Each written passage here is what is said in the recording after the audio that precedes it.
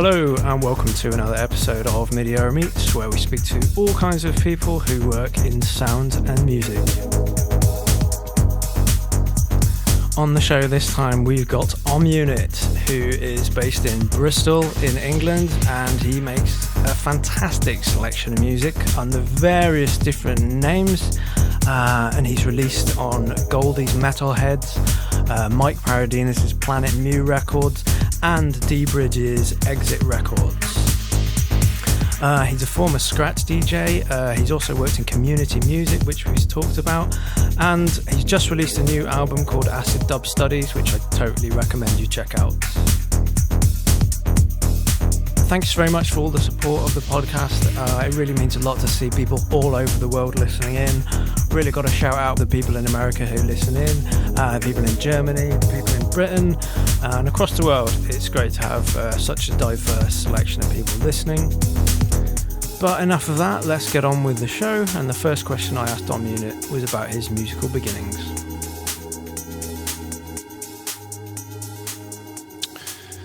I guess I have to think now. It's been a minute, but I think being probably 10 or 11 and seeing a pair of drumsticks in a shop somewhere. I forget. I was actually somewhere in Wales, weirdly, and I don't know what. I think it was on a scout. Cause I was in the Scouts. I was on a scout trip, and there's this shop and there's this pair of drumsticks, and for some reason I just kind of knew. I was like, yeah, I want to do that. And just got a pair of drumsticks, and then I was at school, I realised I could learn drums, so I actually started playing drums quite young, 11, 12 years old or something like that. Got lessons and stuff, and then a few years later, I think a friend of mine just put an earbud in my ear, and it was a Dreamscape cassette, and it was like that. Then I discovered hardcore, and it kind of just all went south from there. But I was 13, 14 at that time, and I started making jungle and hardcore, and later on garage, hard house, all sorts of stuff through the 90s, just a hobby as a kid, but that's how I kind of discovered music, if you like, from a technical perspective. My sort of early entry was, I guess, DJ culture from quite early on. Yeah. And what were the first things that you were hitting the drumsticks with? Yeah. The sofa. I used to sit on the sofa and play on the sofa arm. And I used to play along to like whatever CDs my mum and her boyfriend had. It was like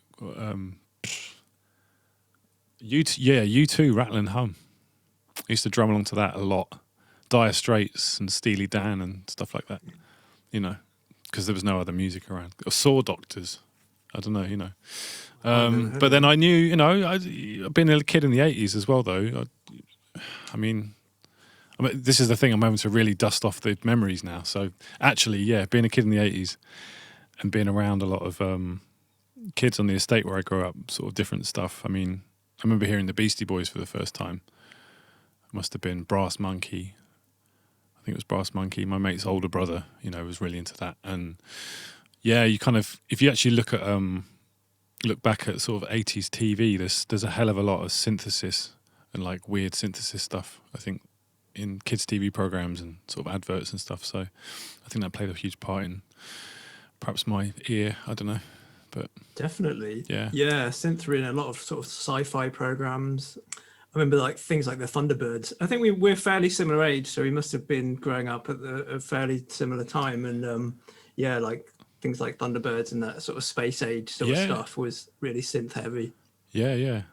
I'm 41, so Thunderbirds. That was great. He-Man. I always remember the laser from He-Man. and actually, was it? I think Flying Lotus used to use it as a jingle in his like kind of live sets that he was doing. I thought that was amazing. Nice. Yeah, I don't know. Yeah, there's a lot of, I'm a nerd to a certain degree for sound design and synthesis and stuff, and so I think to a certain degree, a lot of there's a lot to talk about in terms of, I think, not that people want to hear that too much, but the 80s and kind of experimentalism and TV companies putting money into research and audio research, if you like, you know, from the BBC Radiophonic Workshop onwards. And yeah. Yeah, I spoke to Nullsleep a few weeks ago, who's a chiptune artist. Right. And he was talking about a film called Electric Dreams, which was an 80s film it was a love triangle between a couple and a computer. And it just sounded like the most amazingly 80s film. It's not an arcade machine, is it? I don't think so. Electric Dreams. It's like a feature film. Oh wow, yeah. A bit like the film Her, and he was talking about it, and I was just like, oh my god, it just seems like that is the zeitgeist of the 80s. They've done a remake with Brian Callen, actually. The guy that played Heisenberg, right? Phil Oakley and Giorgio Moroder. That's a pretty powerful team. I know. I couldn't believe I've never even heard of it. And it's Philip K. Dick as well. So yeah, okay, that's a powerhouse. Oh, hold on, yeah, because this is on Channel 4. They had it on. I need to watch that. Was it? Yeah. Anyway, sorry. Yeah, going off on. Yeah, exactly. I think that will encapsulate our dual appreciation of 80s. We like weird sounds, people. That's it. We're 80s babies. We grew up on strange noises and Doctor Who. And I remember Doctor Who with Sylvester McCoy. That was mildly terrifying. Some of it as a young'un. Yeah. Whippersnapper. Really ominous. Yeah. Ominous, like the soundtrack alone. But like, yeah, the puppetry and the weird characters, you know. Yeah, you can't help. I think you can't help but be, if you're middle aged at this point like us, you know, it's kind of there's a synths play a large part of your sonic landscape, I think. Yeah, definitely. And what was that you mentioned a Dreamscape tape? Yeah. That you listened to. Do you remember any sort of artists that you listened to in those days, the tape pack days? I mean, everyone's got their stories about tape packs. I mean, you know, my favourites were people like Easy Groove, Slipmat, Dougal. I like the happy hardcore, like early happy hardcore actually. But then on the jungle side, I loved, you know, DJ Hype was probably my favourite. And then Fabio and Groove Rider, obviously. I mean, yeah, goes without saying. And Randall as well. I think that was some sort of my faves. You know, I could never afford tape packs, so I used to borrow and just copy them off my mate.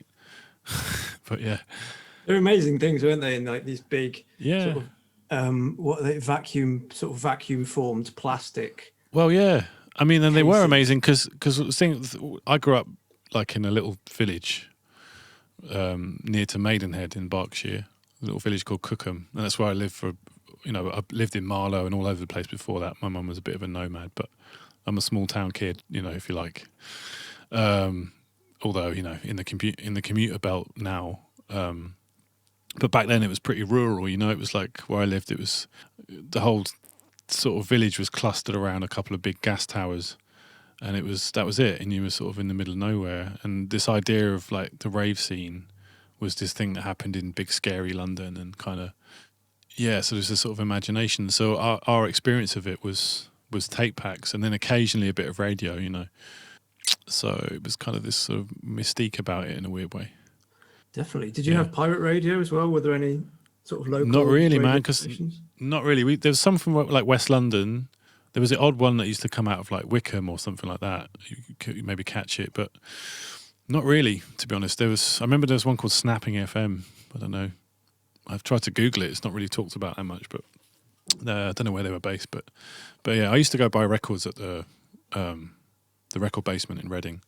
I was really young, going in there, but it was cool because they let you smoke fags. So I used to just sit and smoke cigarettes and with my mate and just sort of with a fiver, you know, kind of, and just buy one record after being there for about 2 hours. Yeah, I used to buy a lot of jungle and drum and bass and stuff. And then also I've got to shout out the Hard Edge records.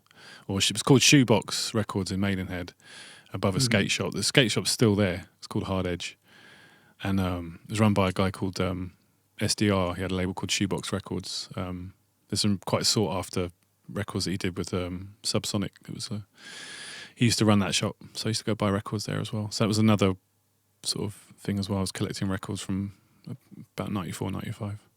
Nice, man. Yeah, and I think you're right in saying you could spend 2 hours in a record shop because there was so much. You could wasn't how was that as like an education in music, like going to a record shop and hanging around with people? I just thought I was really cool, you know. Or no, I don't know. I think I thought I was cool. I thought it was the coolest place to be, and I just thought I was like, this is, I'm a grown up now. You know, this is life. This is what it is, and it's not much has changed except maybe it's not so cool. It's just progressively less cool. It's progressively less and less cool and more. I don't know. It's just I mean I love record shops actually, and I still collect records and kind of I've rediscovered it probably a bit more since I moved to Bristol about 6 years ago now, and I don't know. I collect more like ambient records and sort of dub albums and more weirder stuff, and I support a lot of the local artists here, just buying cassettes and stuff that people put out here. And I like this idea of a locality again, something more local, having sort of been fairly global, if you like, with what I've done with Om Unit over the years. So yeah, but I don't think it's cool anymore. I don't know. I just enjoy it. That's the good thing to get into, right? Like you approach middle age, you stop trying to be cool, and just 100%, yeah, and just try, get into wholesome things like. I just had a vegan sausage roll, actually. There you go, that's cool now. That's exciting, yeah. And when you, I guess like the records maybe influenced you wanting to make music in some way. What did you start out making music with? Yeah, I started out with tracker software because, again, we weren't, poor, but I certainly couldn't afford, at 14 years old, I couldn't afford an Atari and an Akai sampler, but... So I had like an old PC, like I think it was a 386 SX or something like that. I think it was called. Nice. And so I used to run Scream Tracker. It was called. The same mate of mine who was playing me tape packs and stuff. He told me about this software, and you just ran it off a floppy disk. It was like samples had to be smaller than 44 kilobytes or something stupid, and there was this is the early days of the internet as well, so there was this BBS world, which was like dial-up, pre-internet browser type stuff, and it was called the demo scene. So people would like upload. It's an equivalent of like uploading your Ableton Live set onto a server, and other people just download it so they can see your whole thing. And to listen to it, they would have to literally play the program. That's how I started out, and it was all coded in hexadecimal and really fiddly, but you can get pretty fast with it. And so people that know about music production and stuff, like Renoise is the modern day equivalent of that vertical kind of hexadecimal style coding. But yeah. Yeah. Again, really not cool stuff, No, I think it is cool. Well, I have to be honest and say I'm very well connected to the Renoise team. I've been using Renoise for maybe 15 years. Oh yeah, no, Renoise is cool. Like, so I love it. Renoise is cool. I don't know. Scream Tracker is like, whew, I mean, it is nerdy though. Like it is. I mean, I think that was the one of the things that appeals to people about trackers is that it just looks so different compared to your normal DAW, what you expect. It terrifies. I mean, I don't talk about it much on my sort of artist socials, if you like, but I'm a teacher. I've been teaching for the past 3 years in a university in Bristol.